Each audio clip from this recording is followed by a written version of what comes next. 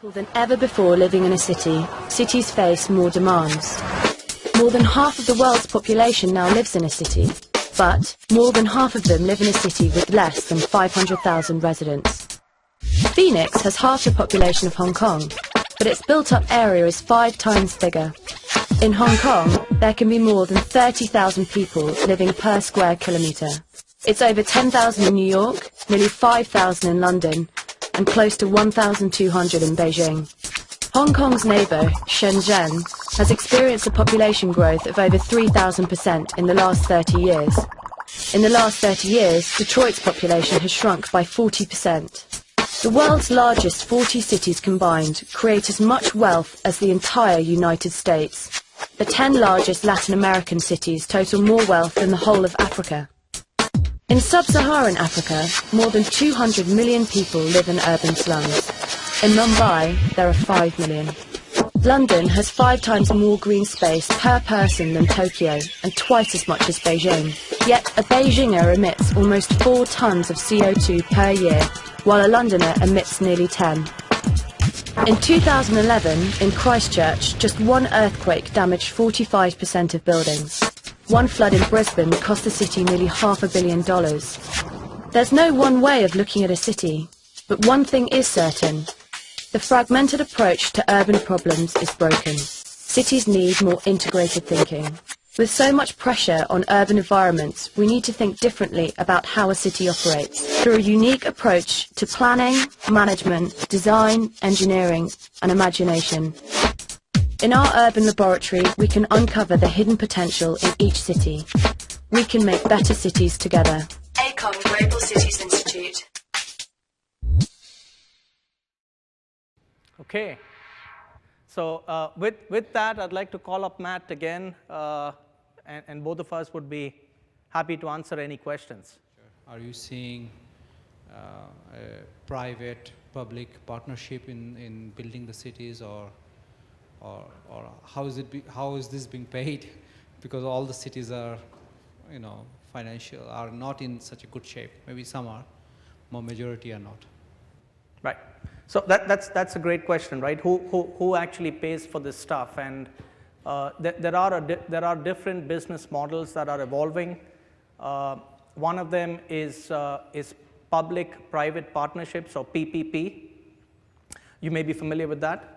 And essentially, AECOM with partners would go into a city and provide an overall solution through a PPP, or public-private partnership concept or arrangement. Okay, that's one way. In the case of buildings, it could be through performance contracting, and what that is essentially you're guaranteeing certain savings in energy consumption.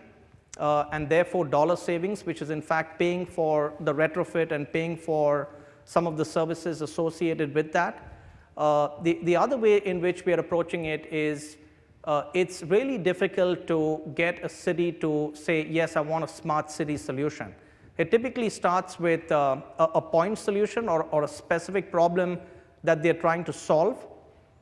And AECOM's taken the approach of getting in and working with the city or a specific part of the city, like transportation, for example, to identify a special or a specific use case which gets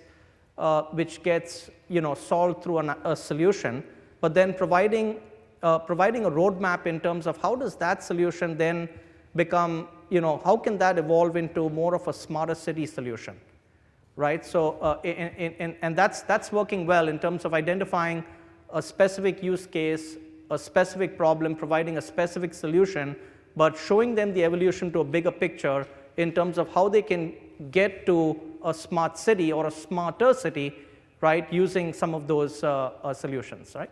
So, when I think of M2M, I typically think of magnitudes more endpoints and much smaller data packets flying around, and a lot more of them.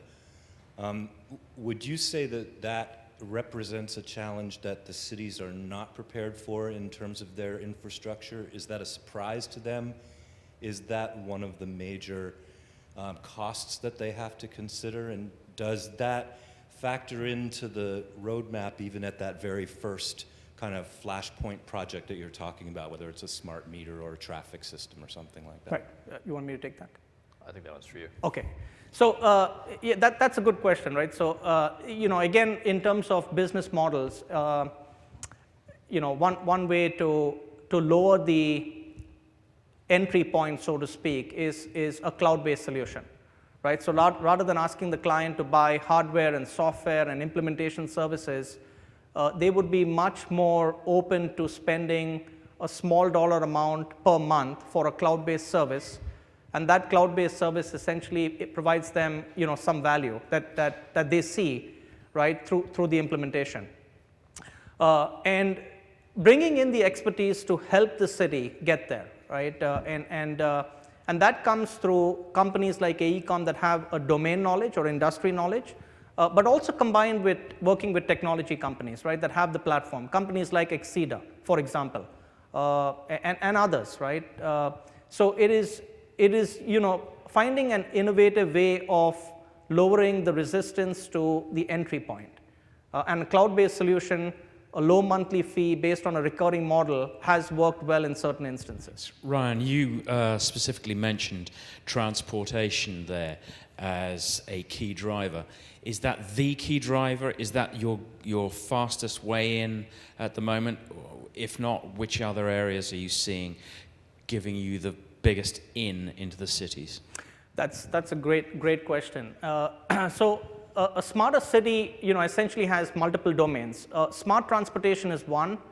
Public safety is another. Smart water is another. Smart grid is another opportunity. So there are several opportunities. What we have seen is very quickly the discussion comes down to, what can you do for me today? And transportation and intelligent transportation is one area where there is a lot of momentum.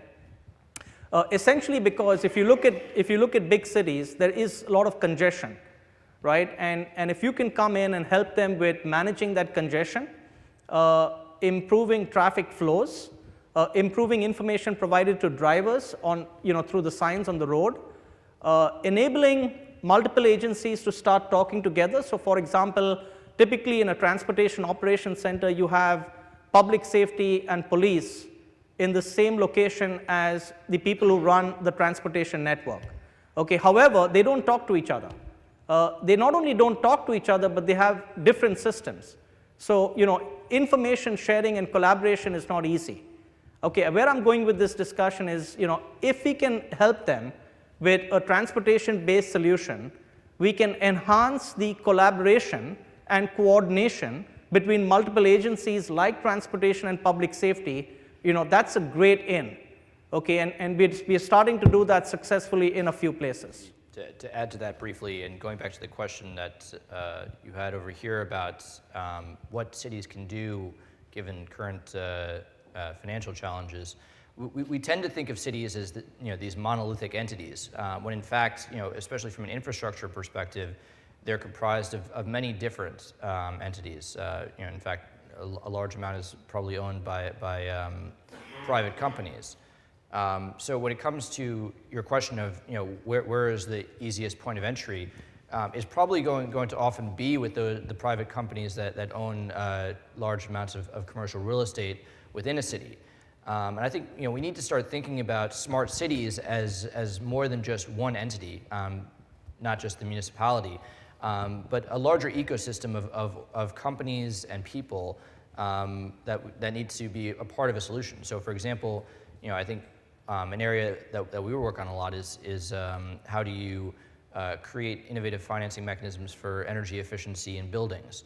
And one of the case studies that we highlight in our report is on the work that Jones Lang LaSalle is doing, which has hundreds of millions of square feet under management throughout the world. And the work that they're doing to implement systems for increasing energy efficiency through sensoring, I think is quite revolutionary and should be considered part of a broader smart cities perspective.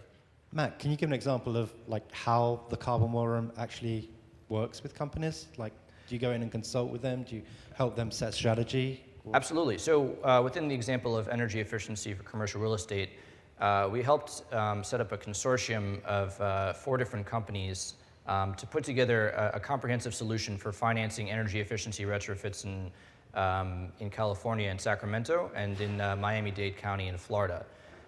So one of the challenges that we see often at times is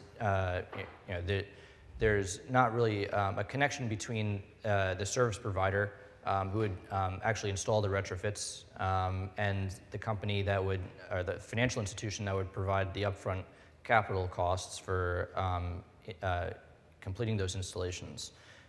Because oftentimes it's extremely expensive, and the asset owner, the building owner, couldn't afford it or wouldn't do so anyway because it's not really in their interests, because their tenant usually pays the cost of energy.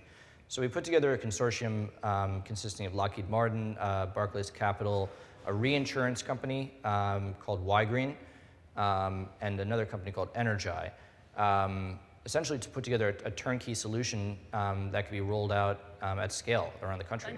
Thank you for your time. Thanks, Ryan.